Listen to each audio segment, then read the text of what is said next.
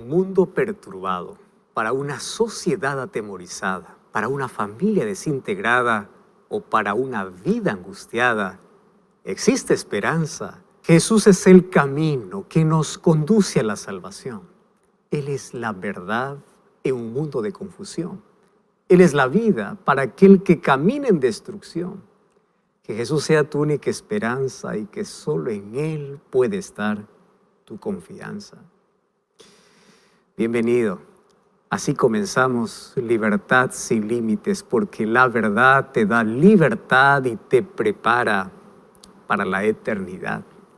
Y Jesús dice, y conoceréis la verdad, y la verdad os hará libres. Todos en la vida estamos en una prisión de mentira hasta que llega a nosotros la verdad para darnos la verdadera libertad, aquella que realmente da completa felicidad y esperanza de eternidad. Y hablando acerca de estudio de la Biblia, yo tengo aquí en mis manos un material espectacular que sin duda te va a dar libertad de tantos argumentos que por allí se escucha sobre el último libro de la Biblia, el libro de Apocalipsis. Yo tengo aquí en mis manos un curso bíblico llamado Biblia Fácil Apocalipsis. Aquí en este material tú vas a encontrar cómo el libro de Apocalipsis es un libro realmente entendible. Es un libro fascinante porque habla sobre la esperanza que todos los seres humanos tenemos en el regreso de Jesús. Y aun cuando parece que algunos de sus capítulos dan miedo, aun cuando para muchos puede traer confusión, es esperanza. Puedes solicitar este material que es totalmente gratis a través de nuestro número de WhatsApp, que es el +5512 9810 1460. Te repito una vez más, +5512 9810 1460. O también puedes ingresar a nuestro sitio web estudielabiblia.com.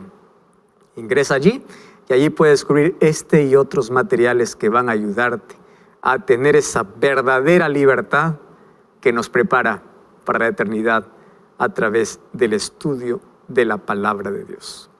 Hoy tenemos un tema súper importantísimo. Este programa es imperdible. Entonces, mientras tú solicitas el curso bíblico, mientras estás enviando tu mensaje por WhatsApp para solicitar el curso bíblico, de aquí a poco te cuento sobre lo que hoy vamos a hablar. Pero un adelanto, este tema tú no puedes perderte por nada del mundo. Vamos a una brevísima pausa, no cambies el canal y ya regresamos, que esto es... Cuando nosotros ilustramos el corazón, a menudo lo diseñamos de una manera linda, ¿verdad? Colocamos más o menos una figura de un corazón, más ese corazón que diseñamos ni se parece al órgano que bombea sangre, ni siquiera al corazón que la Biblia habla. La palabra corazón es una de las palabras más delicadas, más tiernas para poder hablar acerca del amor, por ejemplo. Cuando una pareja está enamorado o enamorada, siempre coloca un corazón flechado. Y ahí en el corazón se puede colocar nombres, que es el símbolo, se ha convertido en el símbolo de amor. Sin embargo, el corazón en la Biblia habla del asiento de las emociones. Y cuando en la Biblia habla de corazón, está hablando en sí de tu mente, de tu cerebro. Es interesante conocer eso. ¿Por qué te estoy hablando de esto? Porque nuestro tema de hoy tiene que ver con eso. ¿De qué está lleno tu corazón? ¿De qué está llena tu mente? ¿De qué manera tú permites entrar a ciertos huéspedes indeseables al comienzo, que luego te vas acostumbrando, hasta que luego toman control completo de tu vida? Hablemos, por ejemplo, de aquellos sentimientos o de remordimiento, deseo de venganza o de cosas que sabes que te van a destruir. Le abres la puerta del corazón, o sea, permites que entren en tu mente y primero llegan como pasajeros, pero luego se van instalando y van trayendo sus cosas y te van arruinando la vida. Llegan como inquilinos, pero se quedan como amos. Así que hay que tener mucho cuidado de qué llenamos nuestra mente o nuestro corazón. Porque si hay una realidad es la siguiente. Y es que no existe un corazón vacío. El corazón o está lleno o de Dios o de las cosas de esta vida, pero no existe jamás un corazón vacío. De eso es lo que queremos hoy hablar en este programa. Así que quédate allí, quiero que puedas tomar un lápiz y un papel, pero sobre todo puedas tomar tu Biblia. Y si estás con amigos o familia, llama a la familia, ponte cómodo, que vamos a estudiar la palabra de Dios y vamos a ver de qué está lleno nuestro corazón. No cambies el canal, vamos a una brevísima pausa y ya regresamos. Cuando la Biblia habla de corazón, está hablando del asiento de nuestras emociones y de nuestras decisiones. Está hablando de nuestra mente. Cuando Jesús te dice, dame, hijo mío, tu corazón, te está diciendo, dame tu mente. ¿Y por qué razón?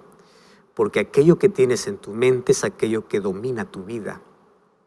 ¿Estás entendiendo? Las acciones son el resultado de nuestros pensamientos, de lo que hay en nuestro corazón, o sea, de lo que hay en nuestra mente.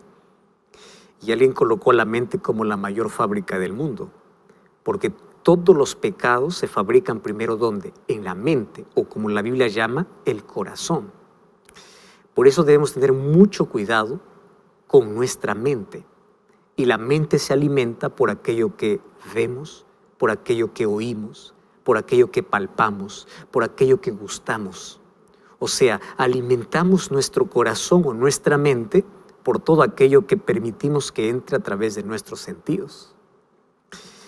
Y así nuestra mente se va llenando de cosas extrañas o de cosas agradables, de sentimientos que obviamente forman parte de nuestra experiencia humana, pero a veces de cosas que no debemos permitir. Y eso va llenando y va contaminando nuestra mente y va enfermando nuestro cuerpo. Todo lo que ocurre en nuestra mente es tan importante y tenemos que cuidarla mucho. Por eso el libro de Proverbios 4:23 dice, sobre todas las cosas guardadas, guarda tu corazón, o sea, guarda tu mente. Guarda, cuida tu mente. Y un corazón guardado, una mente guardada es aquel corazón o aquella mente que está iluminada por el poder de la palabra de Dios. Hoy está muy de moda aquella frase, yo tengo una mente abierta. ¿Abierta para qué? Si está abierta, tiene que estar abierta para descubrir la voluntad de Dios. ¿Por qué te estoy diciendo esto? Porque el corazón jamás está vacío. O está lleno de Dios y la presencia de Dios trae paz, esperanza, seguridad o salvación. O puede estar lleno de inseguridad, de miedo, pero jamás el corazón está vacío. Y hoy quiero llevarte a una historia que realmente es interesante, es fascinante y hasta tenebrosa. Vamos a juntar todas estas cosas aquí. Mateo capítulo 12, versículo 43 hasta el versículo 45. Jesús está hablando aquí y dice así, y cuando el espíritu inmundo sale del hombre, anda por lugares secos, buscando reposo, pero no lo encuentra. Entonces dice, volveré a mi casa de donde salí, y cuando llega, la encuentra desocupada, barrida y adornada. Entonces va y toma consigo otros 7 espíritus peores que él, y entrados moran allí. Y el postrer estado de aquel hombre viene a ser peor que el primero. Así acontecerá a esta mala generación. Terrible, ¿verdad? Está hablando de un espíritu que sale de la vida de un ser humano, ilustrando aquí como una casa, que cuando lo deja está todo desordenado y arruinado, pero ese espíritu no lo abandona por completo el ser humano, sino que vuelve.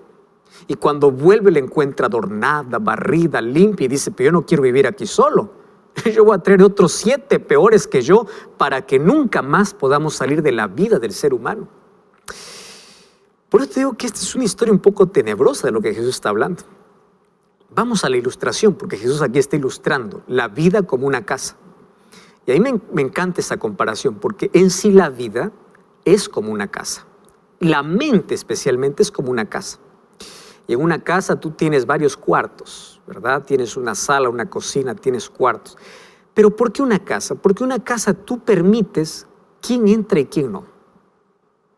Esa es la ilustración de la casa. Nadie puede entrar a tu casa sin tu permiso. Nadie puede entrar a tu mente si tú no lo permites. Tú decides en qué momento sacar a alguien de tu casa, porque es tu casa. Así es tu mente. Entonces, como toda casa, nuestra mente tiene muchos cuartos. Y algunos cuartos están oscuros y cerrados, que da miedo abrir. Puede ser que estos cuartos estén llenos de traumas, de complejos, de heridas, de recuerdos dolorosos, de traiciones, de frustraciones, de decepciones. Hay otros cuartos en nuestra mente que hay huéspedes indeseados que no pagan alquiler, pero que viven en esa casa complicándonos la vida. Son aquellos sentimientos destructivos, odio, rencor, que tú decides cuándo sacarlos de tu casa o cuándo sacarlos de tu vida. Recuerda que la vida aquí es comparada como una casa. Pero ¿qué sucede cuando Cristo es invitado a esa casa? O cuando nos entregamos a Cristo. Mira qué lindo, a mí me encanta lo que dice el texto. Dice que la casa primero es desocupada, barrida y adornada. Eso me gusta. Porque la vida puede ser un caos, un total caos sin Cristo. Pero cuando Cristo es invitado a nuestra vida, Él no lo deja como está. Ya mencioné en un programa aquí, de que tú puedes ir a Cristo como eres, pero nunca te deja como estás. Tú puedes decir, Cristo me ama como soy, es verdad, te ama como soy, pero nunca te va a dejar como estás, te va a cambiar. Entonces Él barre tu vida, Él adorna tu vida, Él ilumina tu vida. Y si tú le permites entrar a esos cuartos oscuros, llenos de heridas, que tienes miedo tú mismo a abrir, Cristo va a limpiar. Él va a sanar las heridas más ocultas y más profundas porque Él sabe dónde están. ¿Y por qué Jesús contó esta ilustración? Cuando nosotros vamos a Mateo capítulo 12, versículo 22, encontramos que Jesús acababa de curar a un endemoniado, ciego y mudo. Y claro, todo indicaba que este hombre, una vez curado, no tomaría la iniciativa de invitar para que Jesús pueda estar en su vida. Fíjate lo que sucede. Jesús hizo un milagro. Jesús sacó un demonio dentro de él que había poseído, pero él dijo, bueno, ahora estoy sin el demonio, ahora quiero hacer mi propia vida. No necesito ni a Cristo. Ya estoy libre del demonio, pero yo quiero ser yo. No necesito que Cristo gobierne mi vida. Y aquí hay un problema. De nada sirve un milagro si el corazón va a continuar vacío sin Cristo. Si la mente va a continuar vacía, no perteneciendo a Cristo. O sea, de nada sirvió el milagro de expulsar al demonio de la vida de este muchacho si él no invitaba a Cristo a estar en su vida. ¿Por qué? Y aquí Jesús dice, porque puede ser que de aquí a poco el último estado sea peor que el primero. Porque el demonio, una vez que sale de tu vida, no te va a abandonar. Va a estar dando vueltas, esperando una puerta abierta para poder ingresar. Y claro, como Jesús ya limpió tu vida, dice, este es mi hogar, yo quiero estar allí. Pero Él viene con otros peores, viene con vicios, viene con otros problemas, con otros sentimientos destructivos para acabar con tu vida. Entonces aquí viene el peligro de decir, yo no quiero a Cristo en mi vida, porque mi vida prefiero que yo lo pueda gobernar. Nadie gobierna su propia vida. O está Dios en el trono, o está Satanás en el trono. Ahora fíjate, la vida espiritual es comparado a una casa barrida y adornada. ¿Cuándo sucede eso? Cuando permites a Cristo entrar en la vida. ¿Y qué cosa es lo que barre Cristo? Cuando Cristo entra a tu vida, Él barre las supersticiones paganas. Antes creía que tu suerte dependía de un gato negro que se te cruzaba o no. Ahora ya no crees en el gato negro, ahora crees en las promesas de Dios.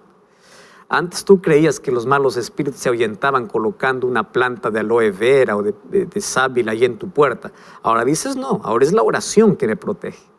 Dios te libra de supersticiones paganas. Dios te libra de tradiciones, de prácticas ligadas a la idolatría. O sea, Dios barre, Dios limpia.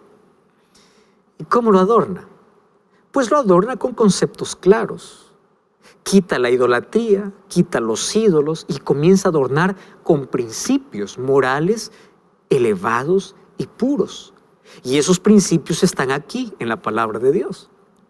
Pero fíjate, no es suficiente que Cristo limpie nuestra casa. No es suficiente. Es suficiente cuando tú invitas que Cristo pueda quedarse allí. Porque si Cristo no está, tu vida, tu mente, tu casa no queda vacía. Porque al intento de, o cuando piensas que está vacía, tú vas a intentar llenarlo con cosas superfluas.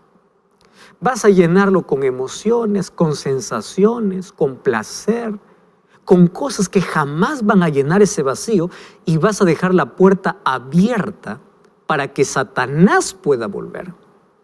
Entonces, inclusive hay personas que pueden intentar llenar su vida con acciones buenas. Algunos inclusive piensan llenar su vida con una religión vacía, pero sin Cristo. Pero las mejores acciones sin Cristo nos llenan la casa. Una religión incluso sin Cristo nos llena la vida.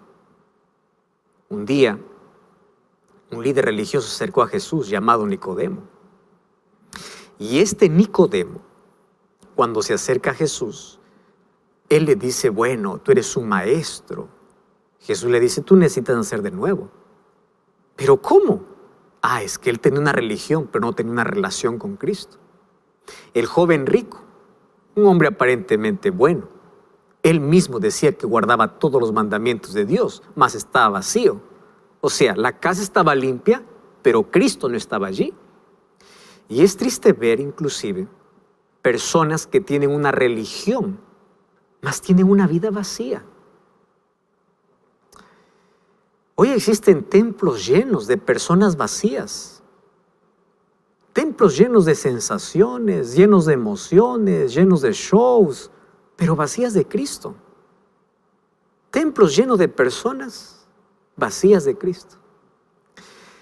Eso me recuerda a cómo multitudes de personas llenaban el templo en Jerusalén.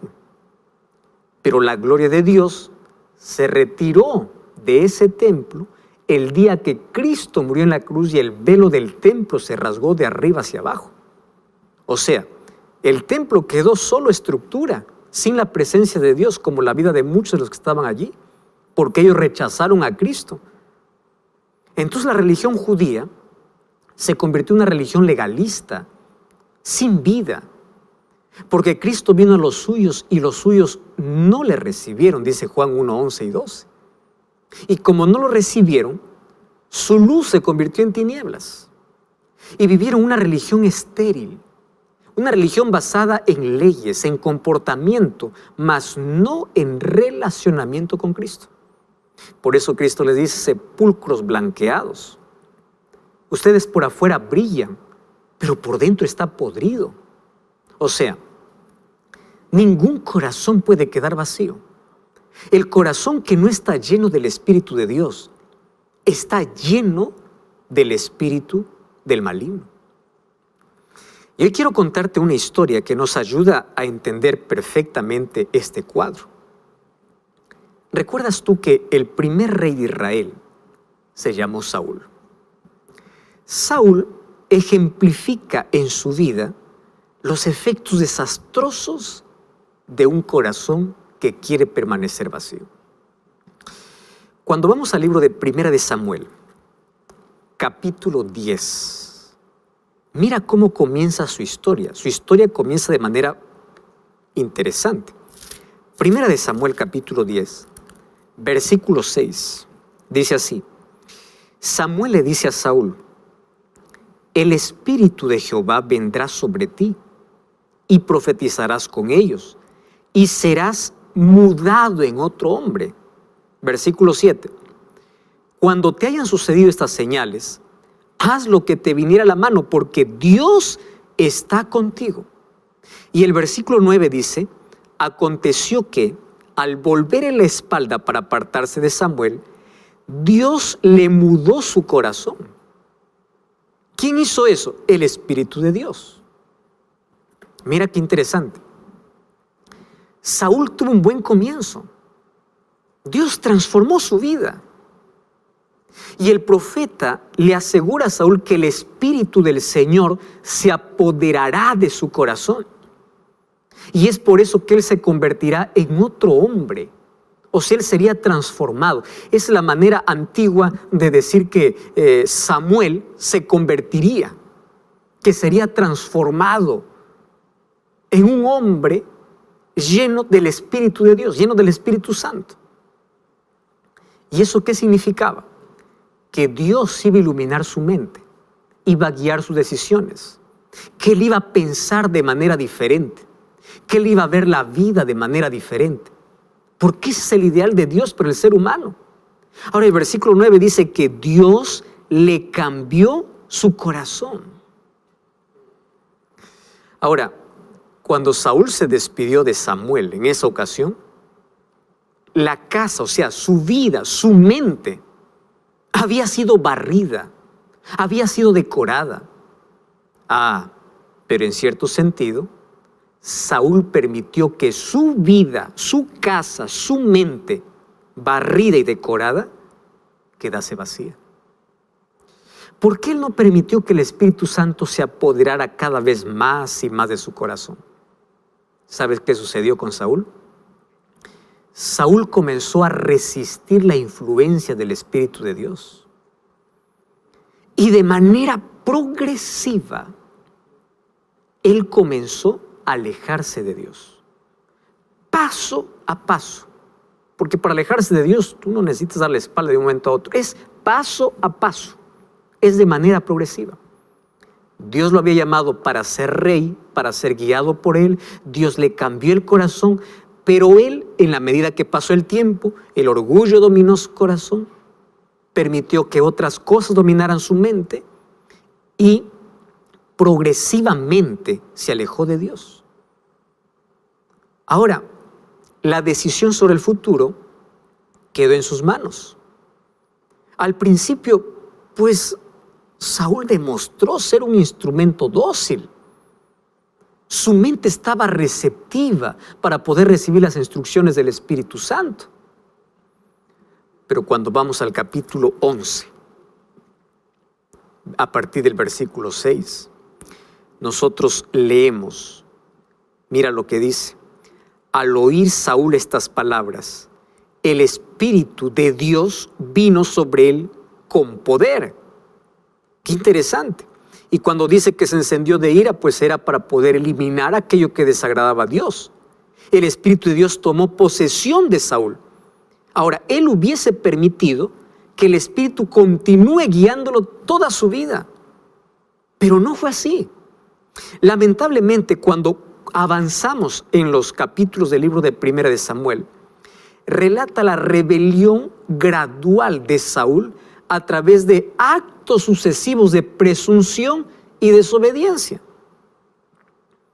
Cuando vamos al capítulo 13, nosotros encontramos que él se acostumbró a desobedecer a Dios y en lugar de arrepentirse, él comenzó a justificar el pecado. Un día Samuel le dice: ¿por qué ofreciste un holocausto? Y Saúl le dice: pues bueno, vi que el pueblo se iba. ¿Qué más querías que haga? Yo me esforcé por hacer. O sea, en lugar de reconocer su problema, en lugar de reconocer que él estaba en error, que estaba en pecado, porque ofrecer holocaustos era reservado solamente un privilegio para los sacerdotes. En lugar de reconocer eso, él comenzó a justificar el pecado. Entonces allí viene como muestra de su impaciencia y presunción a hacer aquello que no debe. Y nosotros vemos que en el capítulo 15, su desobediencia a las instrucciones recibidas, por ejemplo, con respecto a la conducta de la guerra contra los amalecitas, colmó la paciencia de Dios. A tal punto que Dios habla con Samuel y le dice: ¿sabes? Me pesa haber puesto por rey a Saúl, el capítulo 15, versículo 11, porque no ha cumplido mis palabras. Se acostumbró a desobedecer y ante la corrección de los profetas o de Samuel, él justificaba su pecado. Y mira lo que sucede. En los capítulos 18 del libro de 1 de Samuel, él comienza a abrigar en su corazón o en su mente celos injustificados contra David. Porque recuerdas que David, con gran heroísmo y confianza en Dios, derrotó al gigante Goliat. Bueno, él empezó a abrigar allí sentimientos de celos, de envidia. Se acostumbró a desobedecer a Dios y cosas así pequeñas y pequeñas, pecados aparentemente insignificantes, le llevaron a perder la sensibilidad para poder escuchar la voz de Dios, a tal punto de que se convirtió en un sordo espiritual. Porque eso es lo que sucede con una persona que se acostumbra a un pecado. Primero comienza a justificar, comienza a minimizar el pecado, justifica el pecado y luego ya no siente más necesidad de arrepentimiento, a tal punto que llega inclusive a pecar contra el Espíritu Santo. Pecado contra el Espíritu Santo no es que Dios se cansa de perdonarte. Pecado contra el Espíritu Santo es cuando tú pierdes la necesidad de arrepentimiento. Tú ya no quieres arrepentirte. Entonces, si no hay arrepentimiento, no hay confesión. Si no hay confesión, no hay perdón. Entonces Saúl resistió persistentemente al Espíritu de Dios. Y sabes que el Espíritu Santo terminó retirándose de Saúl. Y como ningún corazón permanece vacío por mucho tiempo, finalmente aquella casa limpia, barrida, adornada, fue ocupada por un espíritu maligno. Y triste lo que leemos en 1 Samuel capítulo 16, versículo 14. Mira lo que dice. El espíritu de Jehová se apartó de Saúl y le atormentaba un espíritu malo de parte de Jehová. Ese espíritu malo de parte de Jehová no es que Dios mandó al espíritu malo, sino que en el lenguaje del Antiguo Testamento todo lo que ocurría era Dios el causante. Aún aquello que Dios permitía, ellos lo tomaban como que Dios causaba. Entonces, cuando el Espíritu de Dios sale, quien toma posesión es un espíritu malo. Y cuando vemos el resto del libro de 1 Samuel, nos da la imagen de una vida cada vez más desorientada, de un corazón cada vez más poseído por pasiones incontrolables, que inclusive en su desesperación, él va a consultar a un medium espiritista, la pitonisa de Endor, y muere el día siguiente en la batalla. Todos sus celos descontrolados, su persecución contra David, era el resultado de un corazón ocupado por el enemigo. Ahora, hay personas hoy cuyos corazones, cuya mente, cuya vida está barrida, está adornada, pero quieren que permanezca vacíos. Entonces, el poder de Dios y la influencia del Espíritu Santo no permiten en su vida, y allí el espíritu del maligno comienza a poseer. Lo llena de orgullo, lo llena de vanidad, lo llena de cosas que van a destruirlo. Y sabes, hay muchos, por ejemplo, que han expulsado, quieren expulsar muchos hábitos malos de su vida y quieren colocar allí aquellos hábitos que tengan ideales elevados, nobles, para poder adornar sus vidas. O sea, intentan abandonar sus viejas costumbres, pero no están buscando diariamente a Cristo. Permiten que Cristo barra su mente, barra su vida, adorne su vida, pero no están permanentemente con Él. Y la condición de estas personas se convierte como de un automóvil sin control, sin freno. Te descontrolas. Una vida sin Cristo es una vida vacía. Y solo Cristo puede dar sentido a nuestras vidas. Porque sin Cristo las mejores intenciones perecen. Es Cristo quien nos da el poder de vivir una vida que realmente vale la pena. Tú sabes que el problema de los creyentes del tiempo del fin es que se cree tan bueno que se olvida que Cristo está tocando a la puerta de su vida. Y ahí viene la pregunta: ¿cómo yo puedo tener a Cristo lleno siempre en mi vida? Yo quiero no solamente que limpie mi vida, sino quiero permanecer en Él. Yo quiero que Él pueda conducir mi vida. Bueno, el apóstol Pablo, de manera pedagógica, nos enseña en el libro de Colosenses. Colosenses capítulo 3, versículo 1 y versículo 2. Mira lo que dice Colosenses 3, 1 y 2. Si habéis resucitado con Cristo, buscad las cosas de arriba donde está Cristo. Versículo 2. Pon tu mira en las cosas de arriba, no en las de la tierra. Mira a Cristo, busca a Cristo. ¿Por qué? Porque aquello del cual llenas tu mente es aquello que va a dominar completamente tu vida. Y tú tienes que aprender a llenar tus vacíos con las cosas de Dios. Mira, no basta condenar las malas lecturas. Debemos reemplazarlo con la buena lectura. No basta condenar la música que nos separa de Dios. Debemos aprender a reemplazar con la buena música. Música que nos lleva a la presencia de Dios. No basta condenar las malas compañías. Debemos reemplazarla por buenas compañías. Porque las prohibiciones son contraproducentes, porque dejan un vacío y el enemigo intentará llenarlo con sus cosas. Entonces el acto de deshacerse de los hábitos pecaminosos del pasado debe ser seguido por un acto positivo, de ponerse aquellas vestiduras de justicia de Cristo, de reemplazar por las cosas de arriba, como dice el apóstol Pablo. Por eso Romanos capítulo 13, versículo 12, es una invitación para todos hoy. Dice así: la noche está avanzada, se acerca el día, abandonemos las obras de las tinieblas, pero vistámonos de las armas de la luz. ¿Qué cosa está diciendo el apóstol Pablo? Deja las obras de las tinieblas, pero no basta dejar. Tienes que vestirte de las armas de la luz. Porque si tú solamente abandonas y no te vistes de luz, el diablo va a intentar cubrir aquellos vacíos de tu vida.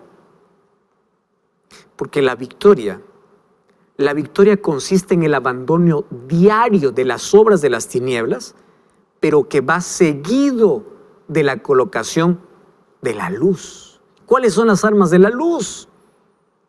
Aquello con el cual vamos a vencer, vamos a luchar, vamos a pelear.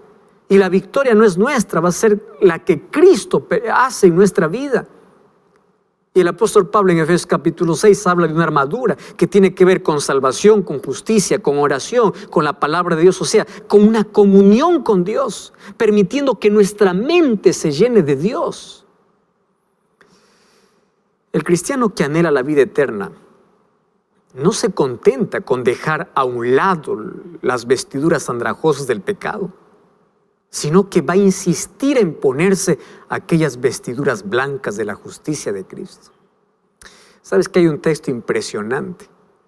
Dice, cuando el ser humano se entrega por completo a Cristo, un nuevo poder toma posesión del corazón. Y cuando ese nuevo poder toma posesión del corazón, entonces se produce un cambio que el ser humano no puede obrar por sí mismo. Cuando el ser humano se rinde a Cristo, Cristo se convierte en su fortaleza en medio de un mundo repugnante. ¿Y sabes qué cosa sucede? Coloca su vida bajo la voluntad de Dios y permite que Dios pueda llenar cada cosa íntima de su ser. Y así llega a ser una persona totalmente llena del Espíritu, llena de Cristo. ¿Sabes? El libro de Apocalipsis capítulo 3, versículo 20, revela nuestra condición. Y Apocalipsis 3:20 es una invitación de Dios. Y dice, he aquí yo estoy a la puerta y llamo. Y si alguno oye mi voz y abre la puerta, yo entraré. Yo cenaré con él y él conmigo. Ahora préstame mucha atención a lo que te voy a decir. Nuestro mayor problema es que queremos llenar nuestra vida de todo menos de Dios. Queremos llenar de títulos, queremos llenar de placer, queremos llenar de cosas, queremos llenar de emociones, queremos llenar de satisfacciones, queremos llenar de dinero, de avaricia, de codicia. O sea, nos llenamos de todo. Y Jesús sigue fuera de nuestro corazón. Lo más triste es que muchos quieren llenar inclusive de buenas obras. Y yo conozco gente tan buena. Yo conozco gente que hace obras de bien, gente tan generosa. Conozco gente que su vida está llena de cosas extraordinarias, pero no se rinden a Dios.